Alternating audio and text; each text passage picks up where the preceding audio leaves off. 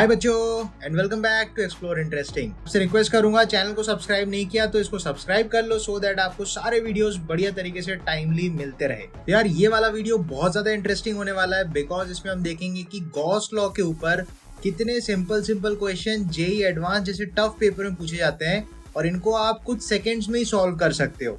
क्योंकि JEE advance में तो क्वेश्चन काफी टफ आते हैं, किंतु गॉस लॉ इतना ज्यादा सिंपलिस्टिक वे में लगाना पड़ता है कि आप देखोगे कितना इजीली क्वेश्चन जो है वो सॉल्व हो जाएगा और आप बोल सकते हो काइंड ऑफ फ्री में जेईई में आपको 4 नंबर पर क्वेश्चन मिल सकते हैं। सो इस वीडियो को पूरा देखना, इसमें हम 4 क्वेश्चंस डिस्कस करने वाले हैं जो कि प्रीवियस ईयर जेईई एडवांस में आए हुए हैं। सुनने में बहुत टफ लगेंगे बट इनको सॉल्व करेंगे तो बहुत ही ज्यादा आसान होने वाला है। So let's get started with this video. तो सबसे पहला सवाल अपना जेईई एडवांस 2008 का है और इसमें क्वेश्चन में बोला है the nuclear charge Ze is non uniformly distributed within a nucleus of radius r, charge density rho, charge per unit volume is dependent only on radial distance from the centre of nucleus as shown in the figure. तो ये कुछ graph दे रखा है अपन को। The electric field is only along radial direction and the electric field at r बराबर capital R, मतलब उस स्फीयर की सरफेस पे अपन को पूछा है, independent of a, directly proportional to a, directly proportional to a square या इनवर्सली प्रोपोर्शनल टू ए, ये अपन को बताना है। तो सबसे पहली बात, ये सवाल जो है देखने में तो न्यूक्लियर फिजिक्स का लग रहा है, लेकिन अगर आप ध्यान से देखो तो इसमें इलेक्ट्रोस्टैटिक्स के कॉन्सेप्ट लगने वाले हैं बिकॉज जो न्यूक्लियस है वो एक स्फीयर की तरह बिहेव करेगा और उस स्फीयर के अंदर जो चार्ज डिस्ट्रीब्यूशन है वो इस तरीके से दिया है। अब इस क्वेश्चन को सॉल्व करने के लिए हमको सबसे पहले सोचना है जो क्वेश्चन में हमारा न्यूक्लियस है, राइट, तो न्यूक्लियस को हम एक स्फीयर की तरह सोच सकते हैं। तो मान लेते हैं न्यूक्लियस एक स्फीयर जैसा है, उसकी रेडियस कुछ r है, ठीक है। अब इसके अंदर जो भी चार्ज फंसा है वो थोड़ा सा नॉन यूनिफॉर्मली डिस्ट्रीब्यूटेड है। कैसे? सेंटर से, स्फीयर के सेंटर से कुछ a दूरी तक जो डेंसिटी है, चार्ज की डेंसिटी है वो यूनिफॉर्म है, d लिखा है, और a से लेके r तक, मतलब a से लेके r तक जो डेंसिटी यहाँ पे चार्ज की है वो वेरिएबल है, ठीक है। किंतु आप क्वेश्चन को ध्यान से देखोगे तो r बराबर r के लिए उसने इलेक्ट्रिक फील्ड पूछी है, मतलब सरफेस पे इलेक्ट्रिक फील्ड पूछी है। तो अगर मैं गॉस लॉ लिखूं तो गॉस लॉ हमको ये चीज बताता है कि जो भी फ्लक्स जा रहा होता है वो charge enclose upon epsilon not होता है। तो अगर मैं गॉसियन सरफेस लूं जस्ट इस स्फीयर को कवर करता हुआ, मतलब स्फीयर के ऊपर ही मैंने गॉसियन सरफेस ले ली तो पूरा चार्ज फंसा हो गया, तो उसके अंदर जो चार्ज एनक्लोज आएगा वो आपका Q के बराबर होगा, वो अपन निकाल लेंगे अभी उसके अंदर का चार्ज टोटल।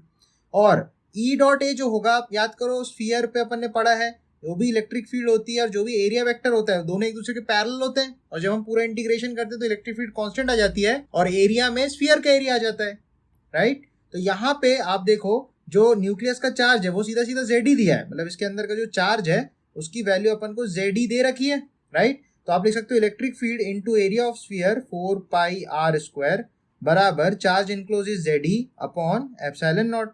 अब आप देखोगे इलेक्ट्रिक फील्ड क्या आएगा, Ze upon 4 pi r square epsilon naught. तो ये वो फील्ड आई। अब इंटरेस्टिंग बात ये है कि इस फील्ड में आप अगर ध्यान से देखोगे तो a तो आ ही नहीं रहा, इसका मतलब इस क्वेश्चन का सीधा सीधा जवाब जो हो जाएगा इज इंडिपेंडेंट ऑफ ए, सीधा सीधा a आ जाएगा। देखो फ्री के मार्क्स मिल रहे हैं बेसिकली। इसी तरीके से मूव ऑन करते हैं नेक्स्ट जेईई एडवांस के सवाल की तरफ। ये वाला सवाल भी काफी अच्छा है और ये जेईई एडवांस 2015 में पूछा गया था। तो क्वेश्चन ऐसे बोल रहा है consider a uniform spherical charge distribution of radius r1, इस पूरे स्फीयर की रेडियस r1 है, सेंटर्ड एट O, इसका सेंटर जो है O पे है। In this distribution a spherical cavity of radius r2 centred at P with distance OP बराबर अल्फा, जिसकी वैल्यू दे रखी है r1 माइनस r2। यहाँ पे एक कैविटी बना दी, गड्ढा कर दिया निकाल के, तो उसकी रेडियस r2 दे रखी है और ये जो दूरी है इसको अल्फा बोल रहा है and alpha is r1 minus r2 is made if electric field inside cavity at position r, किसी भी एक पॉइंट पे अपन को इलेक्ट्रिक फील्ड की बात कर रहा है, अभी r बना के मैं बताऊंगा, then the correct statement r अपन को बताना है। इलेक्ट्रिक फील्ड यूनिफॉर्म है, magnitude independent of r, direction depends on r। तो बेसिकली इलेक्ट्रिक फील्ड कैसी होगी, यूनिफॉर्म होगी, मैग्नीट्यूड इंडिपेंडेंट ऑफ अल्फा होगा या r होगा, ये अपन को देखना है। मतलब बेसिकली इलेक्ट्रिक फील्ड बतानी है उस कैविटी के अंदर। तो इस सवाल को आप अगर ध्यान से देखोगे तो कुछ इस तरीके से बनना है। अब इस सवाल के अंदर मैं इसको सॉल्व करने के लिए सबसे पहले क्या करता हूँ, कोई भी एक जनरल पॉइंट ले लेता हूँ जो सेंटर से स्मॉल r दूरी पे है, ठीक है। ये थोड़ा सा अपन को समझना है, स्मॉल r वेक्टर बना लेता हूँ क्योंकि ये पोजीशन वेक्टर इस पॉइंट का।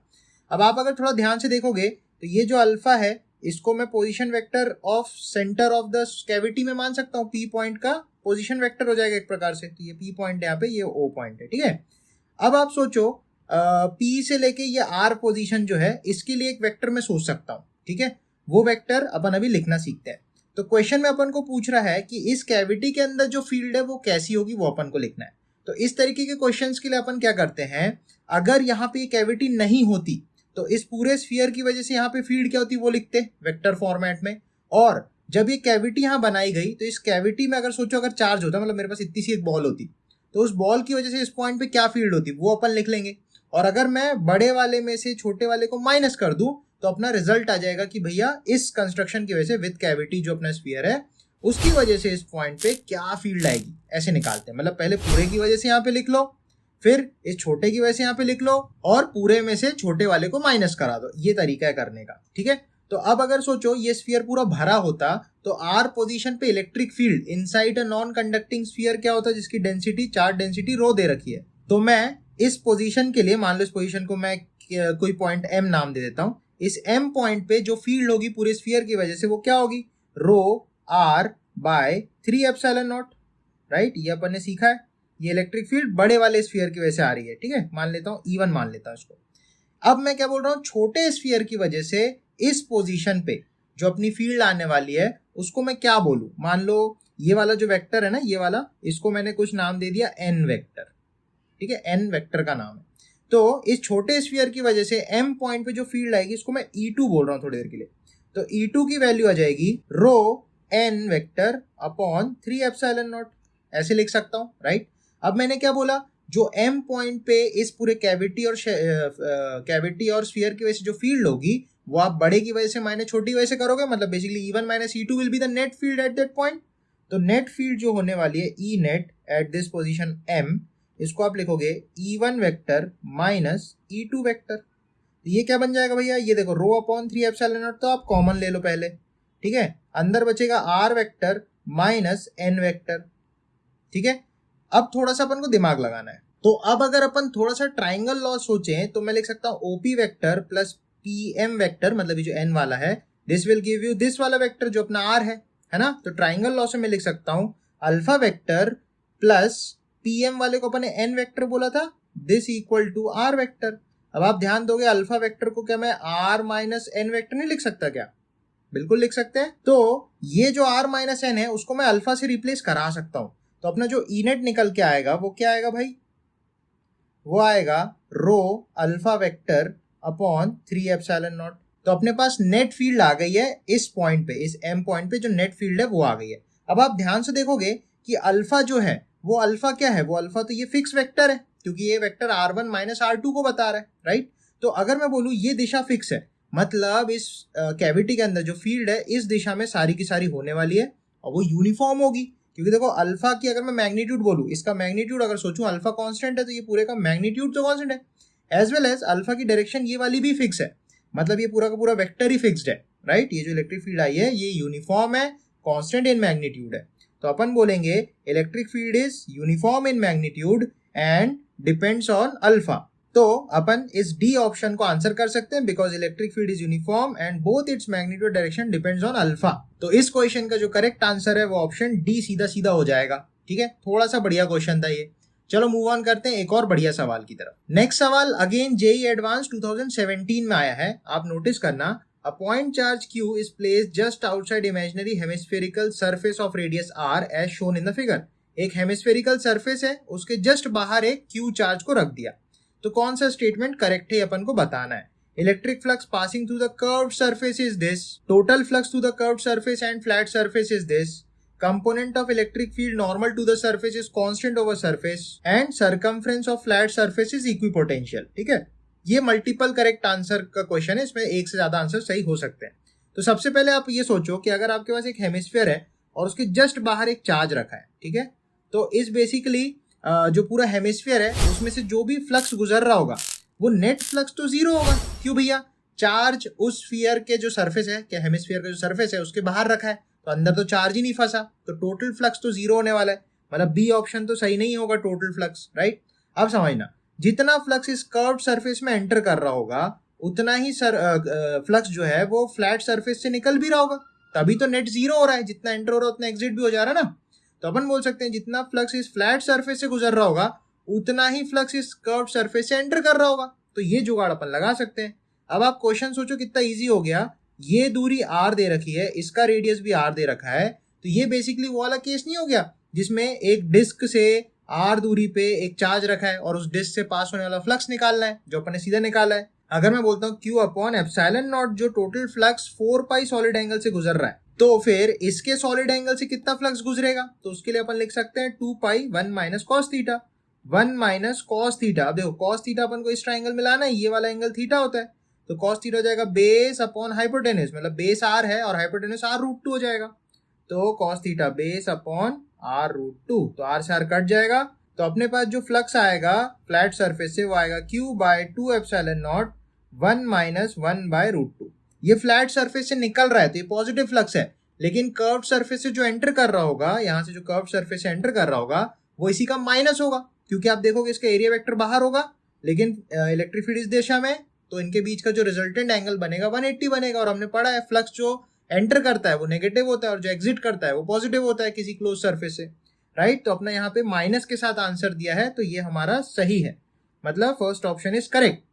नेक्स्ट एक और चीज आप देखोगे, component field normal to the surface is constant over the surface. क्या देखो बोल ये रहा है कि इसकी वजह से देखो किसी भी एक छोटे से एरिया पे आप फील्ड सोचो, ऐसी होगी। इस फील्ड के दो कंपोनेंट सोच सकता हूँ, एक ये वाला एक ये वाला। अब आप एक चीज नोटिस करो, अगर ये चार्ज है, ठीक है, और ये आर है लेकिन ये कुछ एक्स लिया हमने मान लो, तो मैं ये बोल रहा हूँ अगर इसको मैंने कुछ एक्स बोल दिया तो ये जो दूरी है ये दूरी क्या होगी, under root x square plus r square. तो जो इलेक्ट्रिक फील्ड का ये वाला कंपोनेंट आएगा normal to the flat surface, उसमें ये एक्स तो आएगा ही सही, क्योंकि इलेक्ट्रिक फील्ड जब आप के क्यू बाय आर स्क्वायर लिखोगे तो इसका आप स्क्वायर करोगे, राइट, डिनोमिनेटर में, तो ये एक्स दिक्कत देगा। मतलब अगर एक्स अलग अलग है तो आपकी इलेक्ट्रिक फील्ड भी वहां पे अलग अलग है। पर थर्ड ऑप्शन में क्या बोल रहा है, component of field normal to the surface flat surface is constant over the surface. नहीं, गलत बात, वेरी कर रहा है एक्स से, राइट, एक्स की वजह से वेरी कर रहा है। अब चौथा ऑप्शन चेक करो, circumference on the flat surface is equipotential. मतलब बेसिकली वो बोल रहा है ये जो अपना रिंग जैसा कुछ बना है, सरकमफ्रेंस ऑफ द रिंग मतलब circumference of the flat surface, वो एक रिंग की तरह है। अब वो बोल रहा है उस रिंग पे जो पोटेंशियल है क्या वो कांस्टेंट है, क्योंकि वो इक्विपोटेंशियल बोलना चाह रहा है, क्या हर जगह पोटेंशियल सेम है। तो एक पॉइंट चार्ज की वजह से पोटेंशियल आप लिखते हो के क्यू बाय आर, राइट। अब आप नोटिस करो अगर ये आर है ये आर है तो ये कितना होगा r√2, पाइथागोरस जिंदाबाद। तो नीचे ये जो r है इसको आप कर दोगे के क्यू बाय r√2। अब आप सोचोगे अगर ये दूरी सब जगह सेम है, क्योंकि सारे r बाय √2 ही है, सॉरी r√2 ही है, तो आप बोलोगे ये पूरी सरकमफ्रेंस तो इक्विपोटेंशियल हो गई ना बाबा, हर जगह पोटेंशियल सेम है, तो आप बोलोगे आपका डी ऑप्शन भी सही है। तो इसका करेक्ट आंसर ए और डी होगा। देखो कितना इजी सवाल आ रहा है। फाइनल क्वेश्चन की तरफ मूव करते हैं और देखते हैं उसमें क्या इंटरेस्टिंग सीखने को मिलता है। तो ये बेसिकली एक आइसक्रीम जैसा क्वेश्चन है, कोन में अपन आइसक्रीम खा रहे होते हैं, और ये 2022 जेईई एडवांस में आया है। तो देखो क्वेश्चन कितना सिंपल सा है, बस ये थोड़ा सा ट्विस्ट करता है, सुनते जाना। Charge Q is surrounded by a closed surface consisting of an inverted cone of height h and base radius r। ये एक उल्टा कोन रखा है, इसकी हाइट h है और रेडियस r है, and a hemisphere of radius r है शोन। तो उसके ऊपर आइसक्रीम रख दिया है, उसकी रेडियस r है। Electric flux through the conical surface is this, तो find the value of n। Simple सा सवाल है, एकदम कुछ ही नहीं करना है इसमें। आप सोचो अगर इस सरफेस और इस सरफेस ने इस चार्ज को फंसा लिया बीच में, मतलब वो जो चार्ज है कंप्लीटली एनक्लोज है, तो मैं बोल सकता हूँ इस पूरे सरफेस में से Q upon epsilon not will be the total flux passing. सही बात। अब आप सोचो ये चार्ज अगर स्फीयर के और इसके बीचों बीच रखा है, मतलब सिमेट्री से मैं बोल सकता हूँ जितना फील्ड ऊपर वाले से गुजर रहा होगा, ऊपर वाले हेमिस्फीयर से गुजर रहा होगा, उतना ही फ्लक्स नीचे से भी गुजर रहा होगा। क्या ये बोल सकते हैं? बिल्कुल बोल सकते हैं। तो अगर मैं सोचूं ऊपर वाले में से और नीचे वाले में से बराबर फ्लक्स गुजर रहा होगा, मतलब 50-50% ऊपर नीचे होगा, तो नीचे वाले उसने पूछा है electric flux through the conical surface कितना होगा, कौन से जो फ्लक्स जाएगा, flux through the cone will be Q by 2 epsilon naught, आधा, सीधा सीधा। अब क्वेश्चन में देखो अपन से बोला NQ बाय 6 एप्सिलॉन नॉट की वैल्यू बताओ, तो अपन बोलेंगे अगर मैं NQ बाय 6 एप्सिलॉन नॉट को Q बाय 2 एप्सिलॉन नॉट कर दूं, तो अपना बेसिकली N की वैल्यू क्या आ रही है, ये कटा 3, तो N की वैल्यू सीधा सीधा 3 है।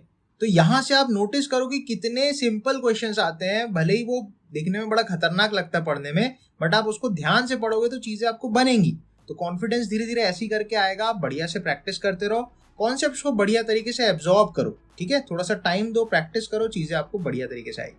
तो आई होप ये वीडियो से आपको क्वेश्चन सॉल्विंग में और हेल्प होगी। और आगे अब हम पोटेंशियल के ऊपर काम करने वाले हैं, तो पोटेंशियल की वीडियो जल्दी आने वाली है। और मैं आपसे रिक्वेस्ट करूंगा, चैनल को सब्सक्राइब नहीं किया तो इसको सब्सक्राइब कर लो, सो दैट आपको सारे वीडियोस बढ़िया तरीके से टाइमली मिलते रहे। And support the channel. तब तक बढ़िया से आप लोग पढ़ाई करो, मस्त रहो, खुश रहो। Till then, bye bye and take care.